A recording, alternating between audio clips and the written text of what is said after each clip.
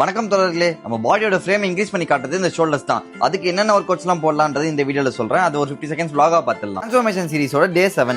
Morning milk 50 gram of oats கூட 3 ஸ்கேம்பிள் X செஞ்சு சாப்பிட்டுட்டு இன்னைக்கு வெளியே போற வேலை இருக்கிறதுனால மார்னிங்கே ஜிம்முக்கு போகலாம்னு முடிவு பண்ணிட்டு இருந்து துணி எல்லாம் மொத்தமா போட்டு தேய்ச்சிட்டு ஜிம்முக்கு கிளம்பி ஷோல்டர்ஸ் ஒர்க் அவுட்னாலே ஜிம்ல தனியா ஸ்ட்ரெச்சிங்க்கு 10 மினிட்ஸ் ஒதுக்கி வச்சிருக்கேன். அண்ட் ஷோல்டர்ஸ்க்கு புள்ளியா சொல்லியா ஓவர் ஹெட் பிரஸ் இதுல ஐ வால்யூம் வச்சு 8 to 12 reps போட்டு ட்ரை பண்ணுங்க. அதுக்குன்னு ஃபார்ம்ல எல்லாம் குறை இருக்க கூடாது. முடிச்சிட்டு லேட்டரல் ரைஸ் இதுல வெயிட் கம்மியா இருந்தாலும் பரவாயில்ல, பட் ப்ராப்பர் ஃபார்மா ஹில் ஃபெயிலியருக்கு 3 செட்ஸ் போடும். லாஸ்டா ரியல் டச் இதுதான் நம்மளோட ஷோல்டருக்கு அழகான ஃப்ரேம் எடுத்து. இப்போ ஃபைனலா இதுக்கு 2 வேரியேஷன் போட்டு முடிச்சிருக்கோம். ஒர்க் அவுட்ஸ்லாம் கேப்ஷன்ஸ் இருக்கு, வேணும்ன்றவங்க செக் பண்ணி சேவ் பண்ணிக்கோங்க. இந்த ஒர்க் அவுட்ஸ்லாம் மட்டும் கரெக்டாக போட்டால் எனக்கு ஷோல்டர்ஸ் டிராகன் முட்டை மாதிரி வந்துருமான்னு கேட்டீங்கன்னா இல்லை. பட் வீக்லி ட்வைஸ் ட்ரெயின் பண்ணிட்டு நீங்கள் கரெக்டான டயட் எடுத்தீங்கன்னா நல்ல விசிபிளான இம்ப்ரூவ்மெண்ட்ஸ் கண்டிப்பாக இருக்கும். அண்ட் இதெல்லாம் முடிச்சுட்டு வெளியே போதுனால நம்ம டயட் மிஸ் ஆகக்கூடாதுன்னு ஒரு ஸ்கூப் வேவும் சிக்கன் டயட் எல்லாமே தனியாக பேக் பண்ணிட்டு நம்மளை சுற்றி டெசர்ட் ஐட்டமாக இருந்தாலும் நம்ம டயட் அச்சீவ் பண்ணுற கூட நம்ம மைண்ட் சொல்லிட்டே இருந்ததுனால வெறும் டயட்டை மட்டும் சாப்பிட்டு ஒரு வெளியே வீட்டுக்கு வரவே நைட்டுக்கு சப்பாத்தி கூட சிக்கன் வச்சு சாப்பிட்டு நானும் முடிச்சுட்டு நாளைக்கு வீடியோவில் பார்க்கணும்.